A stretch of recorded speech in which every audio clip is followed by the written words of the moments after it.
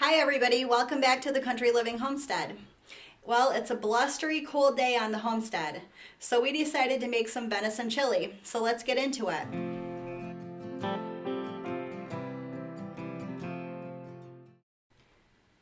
So I'm starting with a whole medium to large onion. I like to rough chop the onion because the chili is going to be cooking for a while and I don't like the onion to get completely dissolved and lost in the chili. And also, just a note that even though this is a venison chili, you can substitute ground beef, turkey, or chicken if that's what you have.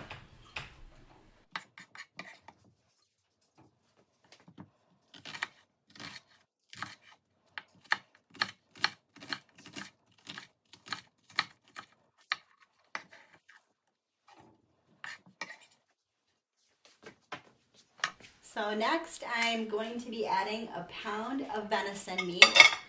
I'm going to go ahead and cook that right in the Dutch oven with the onions.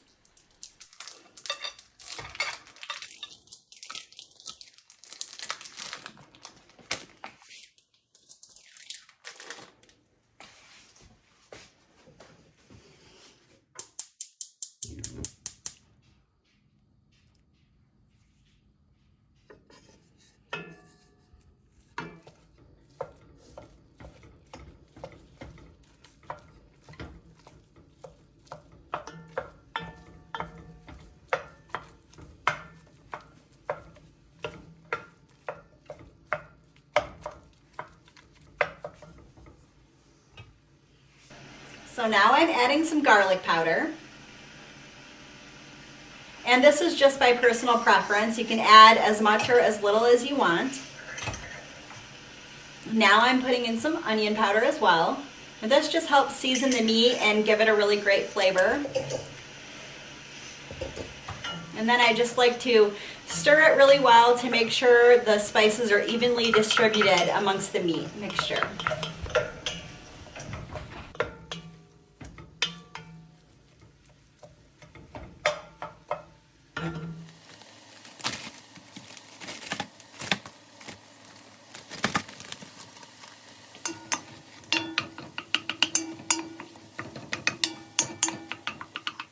Okay, I'm adding some salt and pepper to the mix to season the venison even more. And I find that seasoning the venison really well also helps take out some of the gaminess.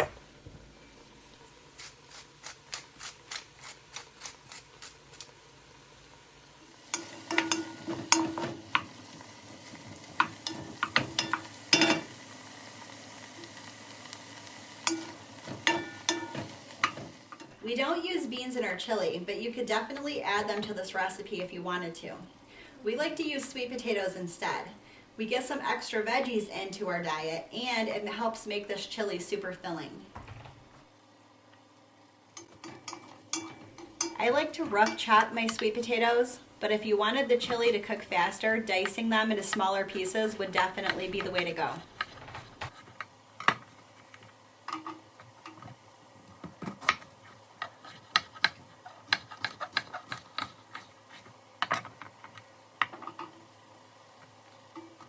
So I'm adding a pint of homemade chicken broth to the mix. You could also use beef broth. And if you've never made bone broth and you want to learn how, check out the link above to one of our other videos.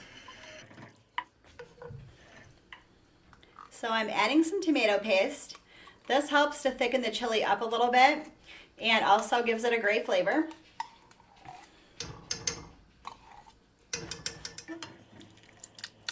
Next, I'm adding a large can of diced tomatoes. If you have home canned tomatoes, you could add a quart of those. It would be awesome if we would have had home canned tomatoes for this, but our tomato crop was an epic fail last year, so no such luck. I had to use store-bought. Okay, now I'm adding some of my dehydrated red and green bell peppers. I didn't think that I had quite enough of the dehydrated peppers in there, so off camera I did add about an extra quarter of a cup of my frozen red and green bell peppers to the mix as well. Now I'm adding some chili powder, and again, this is just personal preference. Add as much or as little as you like. Now, you can't really have chili without cumin if you like the traditional chili flavor, so that's going into the pot as well.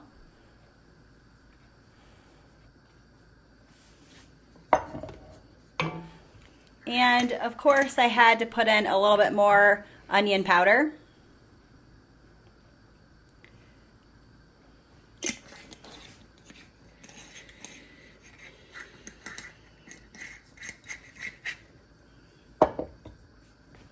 As well as some garlic powder.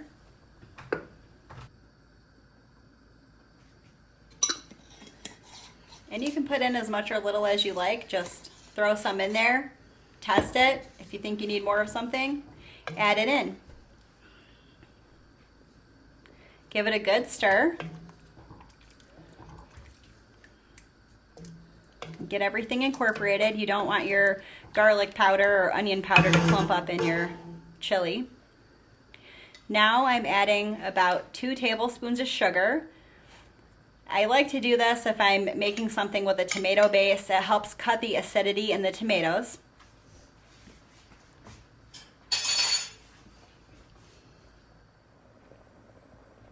Now I'm just giving everything a good stir.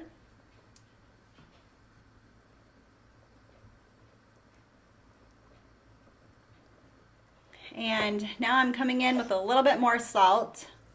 I don't need a ton of salt because the tomatoes that I used had some salt in them already, and some pepper.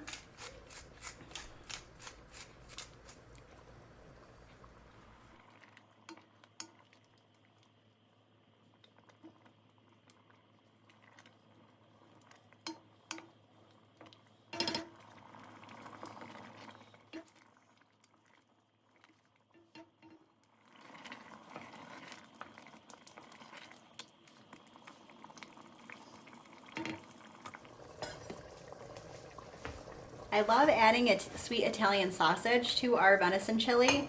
I didn't think that it was going to thaw out in time for me to be able to use it tonight, but it did. So I'm frying that up in a separate pan.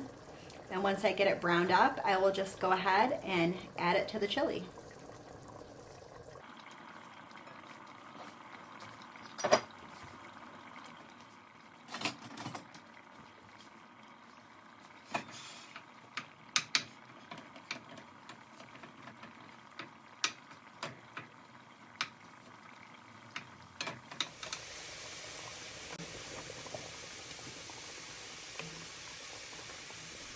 So at this point, I'm putting the lid on the Dutch oven, and that will help cook the sweet potatoes a little bit faster. One of the things that I really love about cooking in these Dutch ovens is they're so heavy bottomed that you're not really likely to burn anything. And I've still got this sweet Italian sausage cooking over here on the side.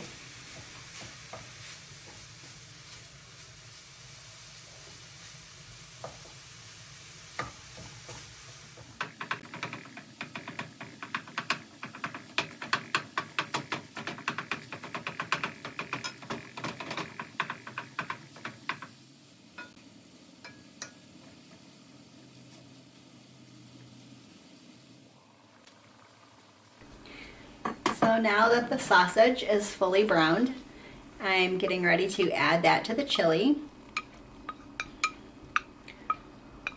We really love adding sweet Italian sausage to our chili because it really brings a new flavor dimension to the dish, and it really makes it super hearty, so it goes a lot further.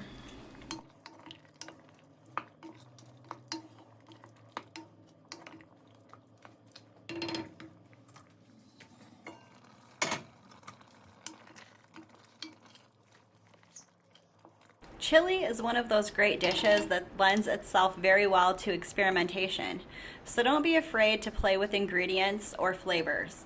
For example, in this recipe, the sweet potatoes add a really delicate flavor to the dish and turned out to be a great addition.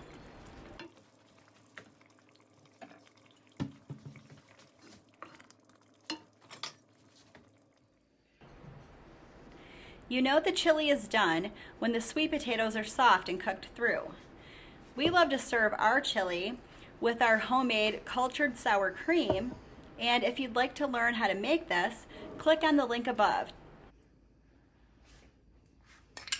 we also like to put some raw cheddar on the side.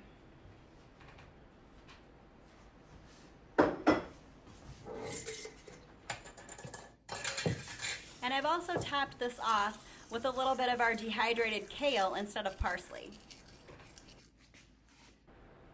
Well, thanks for stopping by the homestead today, and remember to stay tuned to see who will be the winner of our giveaway.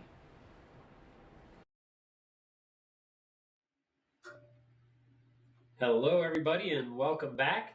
We are now going to do our giveaway for our seeds that we had mentioned in our video before.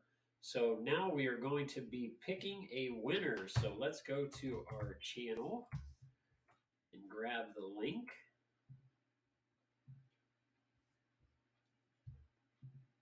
There it is. Let's get this link.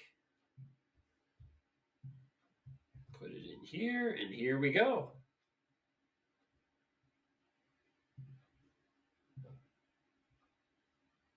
So we got 36 comments, and now it is time to choose a winner.